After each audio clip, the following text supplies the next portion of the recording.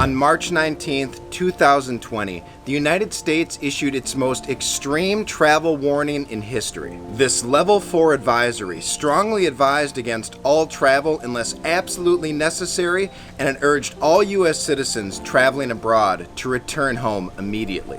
When the travel advisory was issued, I had already been in Belize for over a month and a half. So I was faced with two choices. Do I choose to give in to fear and return to my home country? Or do I choose to stay here in Belize, in paradise, and watch the pandemic unfold from afar? On today's episode, I'm going to explain why I chose to stay in Belize and why I may not be going back to the United States anytime soon.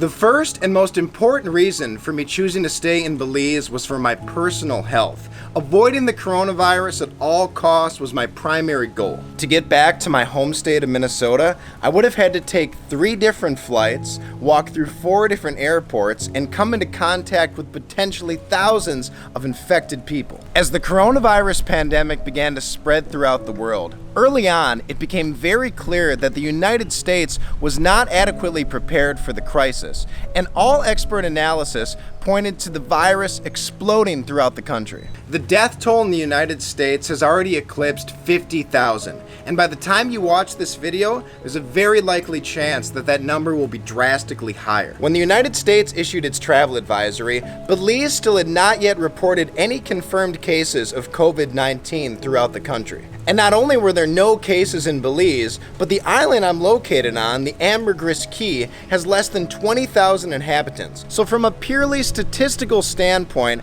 I felt that I would be much safer staying here in Belize than going back home to the United States. When it came to limiting my exposure to people, San Pedro seemed like the ideal place to hide out from a virus. The second biggest reason why I chose to stay in Belize was to protect the people I love and care about.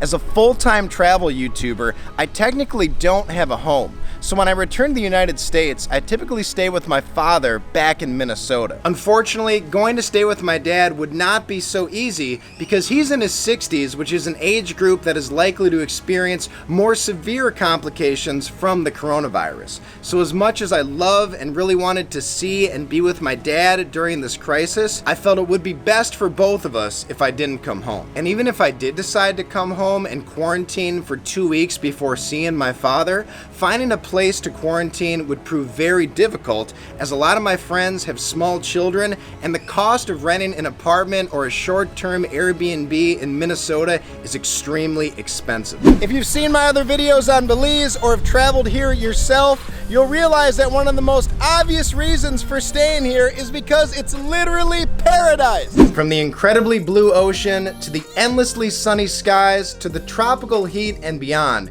there's countless reasons why Belize is a beach lover's dream and the perfect place to escape the cold. Going back to Minnesota meant going back home to winter. And if you know anything about the notoriously icy, frigid temps of the Midwest, you'll know that the climate change would have a drastic impact on my immune system. For my health, staying here in the fun and the sun would be overall a lot better than going back to the cold. Even if I could avoid the coronavirus and the cold, I still needed to decide where in the world would be the best place for my personal safety. Back home in the United States, I would see videos of people fighting over toilet paper, hoarding essential goods, getting into squabbles over booze, and what seemed to be outright panic. Meanwhile, in San Pedro, the grocery store shelves were completely full. There was no panic. Everyone was, and still remains today, very calm and collected. There hasn't been any run on anything in the grocery stores. You're still able to find virtually everything you would need to survive and feed your family here. During my over 80 days in Belize, I have never once felt unsafe or in any danger. Meanwhile, in the United States, the opposite seems to be quite true. Protests are raging throughout the country, racism is on the rise against many Chinese, and an overall air of uncertainty and chaos hangs over many states. For my safety, sanity, and stress levels, staying here in Belize seemed to be the best choice. Another reason I chose to stay here was because Belize was the first stop in what was supposed to be a 7-country journey throughout Central America. I figured if I stayed here for maybe a month or two, the borders would open up and I could finally make my way to Guatemala and then through the rest of Central America. Well, as we all know now, those borders still have not opened up, but I am still hopeful that I'll eventually get to Central America, even though it might not be in 2020. As many of you guys know, last April, a little over 1 year ago, I quit my job and left home to travel full-time and make YouTube videos. In that 1 year, I've yet to make a single dollar from any of my creative endeavors. So being on a tight budget, it was very important for me to stay in a place where I wouldn't have to spend a lot of money simply to live and survive. When I looked at the expenses of living back home in the United States or staying in Belize, just the cost of groceries in the United States would be almost equal to what I was spending to live and eat here in Belize. Belize offered a location where I could be very happy, live very comfortably under my budget, and also enjoy delicious food. As I mentioned earlier, I gave up essentially everything to focus on making these travel videos. So the thought of going home, not being able to create content, not being able to travel, it was equal parts terrifying and depressing. I felt that I couldn't leave, that I owed it to my followers to stay in Belize, to keep providing them with somewhat entertaining content, and to try to keep everybody updated on what the pandemic was like down here in the tropics. And that's that. I've now been in Belize for over 80 days, and with the international airport still shut down, I'm not leaving anytime soon. But did I make the right decision?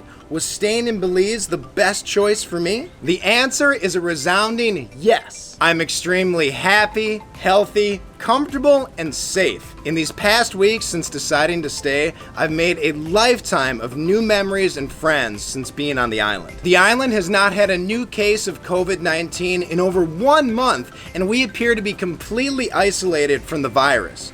Back home, my father is also doing well. He is staying healthy and safe too. And my younger brother is now enjoying all the benefits of a newly reopened South Korea. I continue to love being here in Belize, and I make the most of virtually every single day that I'm here. I still have not decided when I'm going to go back home, and I don't think I'm really going to put much thought into it until another flight becomes available.